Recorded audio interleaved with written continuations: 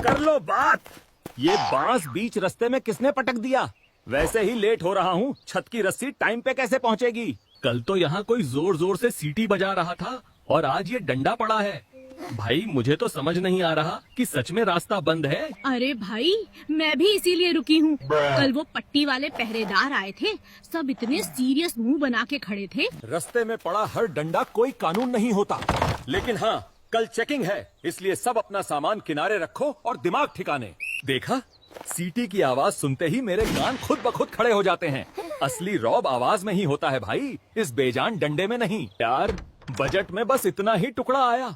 अब इस टूटी छत को मुझे ही समझाना पड़ेगा कि भाई इतने में ही गुजारा कर लें। ये इतनू सा रास्ता छत तक पहुँचेगा भी नहीं, और तुम्हारी ये पैसों वाली थैली इतनी पिचकी हुई क्यों है? सच सच बताओ। अरे वो रास्ते में कुछ अजीब सा पंगा हो गया था, इस चक्कर में बस ये छोटा टुकड़ा ही हाथ लगा। टोपी टेढ़ी रहे तो भी चलेगा, दूर से बस हम थोड़ा कड़क और जिम्मेदार दिखने चाहिए। वर्दी भले ही पुरानी है, पर सुबह सुबह लोगों का डर एकदम नया है। कोई ऊपर नीचे नहीं देखेगा, सब चुपचाप थैली ढीली करेंगे। आज फटाफट सब्जियां बेच के निकल लूंगी। कल वाला फालतू का झंझट आज दोबारा नहीं चाहिए बाबा। ए रुको रुको, ये घंटी वाली टोकरी लेके इस शांत गली में चलना सरेआम नियम का उल्लंघन है। पहले चेकिंग फीस निकालो, फिर जाओ।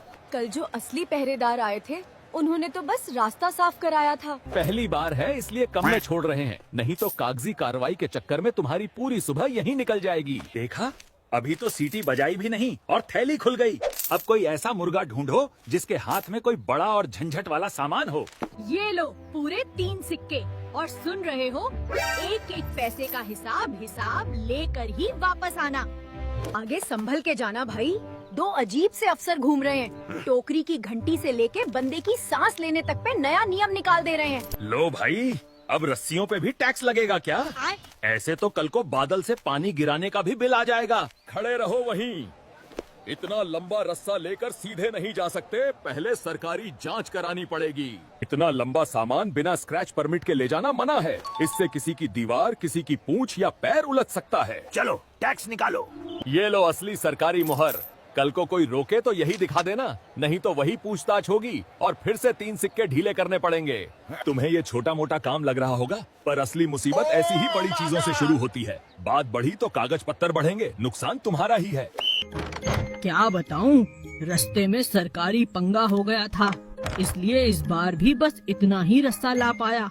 इस चिंदी से टुकड़े से छत का एक कोना नहीं ढकेगा। अरे भाग्यवान, मैंने कोई चाट पकौड़ी नहीं खाई और नहीं आराम किया। रास्ते में 2 वर्दी वालों ने रोक लिया था। ये मुहर किसी दफ्तर की कम और अचार के डिब्बे का ढक्कन ज्यादा लग रही है।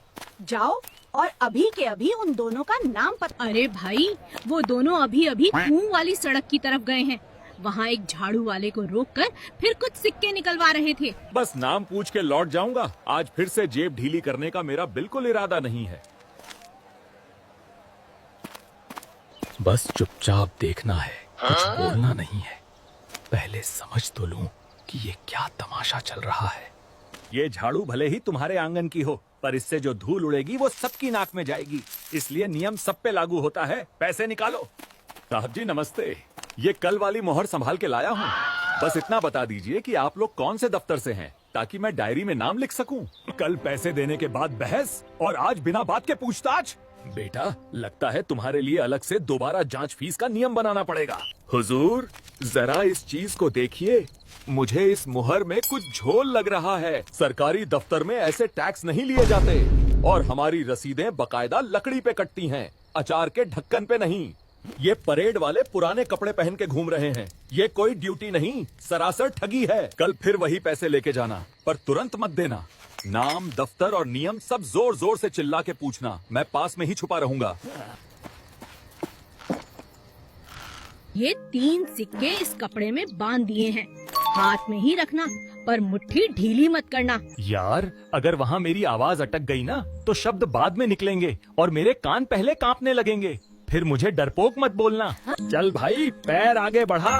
आज सिक्के नहीं देने, सीधा सच उगलवाना है उनसे। बस थोड़ी सी आवाज और आ जाए, फिर ये दोनों चोर खुद ब खुद सामने आ जाएंगे। लो, फिर मिल गए। कल की तुम्हारी बहस पूरी नहीं हुई थी, इसलिए आज दोबारा चेकिंग होगी और इस लंबे सामान का डबल टैक्स लगेगा। वो सब तो ठीक है साहब, पर पहले अपना नाम साफ साफ बताइए। मेरी घरवाली बिना नाम के हिसाब नहीं मानती, वरना छत से पहले मैं टपक जाऊंगा। ईमानदार अफसरों को इतनी देर तक रास्ते में खड़ा नहीं किया जाता। चुपचाप सिक्के निकालो, नहीं तो ये नॉर्मल सी जांच बहुत महंगी पड़ जाएगी। कल तुम्हें दीवार बचानी थी, आज नाम छुपाना है। ये नियम रोज बदल रहे हैं या तुम दोनों की जेब का मौसम गर्म चल रहा है? अरे उधर देख, असली धारियों वाला इधर ही आ रहा है। नीचे दुबक जा, चुप रह, वरना सारा बनावटी रौब यहीं खुल जाएगा आज। अरे बाप रे! हटो यार, मेरा पूरा पंजा कुचल दिया। इतना भारी जूता पहन के खाक छुपते हो, मैं तो दर्द के मारे चिल्ला दूंगा अभी। तुम यहाँ ऐसे बुत बन के खड़े हो जैसे इस घास के पीछे कोई बहुत बड़ी तोप छुपी बैठी हो। चलो मैं खुद ही देख लेता हूँ।